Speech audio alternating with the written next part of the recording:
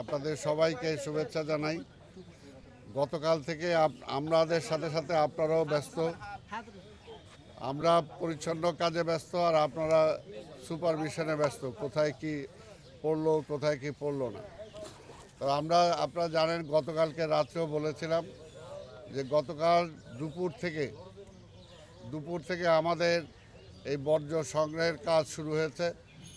আপনারা জানেন ঢাকা শহরে বিভিন্ন জায়গায় সারাদিন কোরবানি হয়েছে, এমনকি সন্ধ্যাবেলাও হয়েছে। সেগুলোকে আমাদের রাত্র 12টা-1টা পর্যন্ত অপসারণ করতে যেয়ে সেগুলো পরবর্তী পর্যায়ে আর ট্রাক না থাকার কারণে বিভিন্ন অলিগলি থেকে বের করে মেন রাস্তার পাশে সেগুলো বর্জ্যগুলোকে একসাথে করা হয়েছে বিভিন্ন জায়গায়। আজকে সকাল থেকে সেগুলো আমাদের প্রধান যেখানে আমরা ডাম্প করি সেখানে নিয়ে যাওয়া শুরু হয়েছে, এবং আজকে আশা করি আমরা যে আজকের মধ্যে ম্যাক্সিমাম আমরা করে ফেলতে পারবো।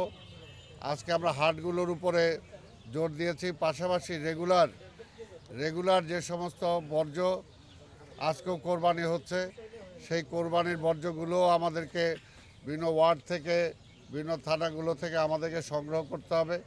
সেই ব্যাপারে আমাদের পরিচ্ছন্ন কর্মচারীরা সেখানে আছেন, কাজ করছেন।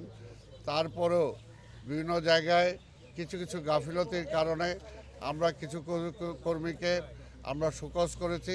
আমরা কোনো অবস্থাতেই দায়িত্ব অবহেলা আমরা সহ্য করব না।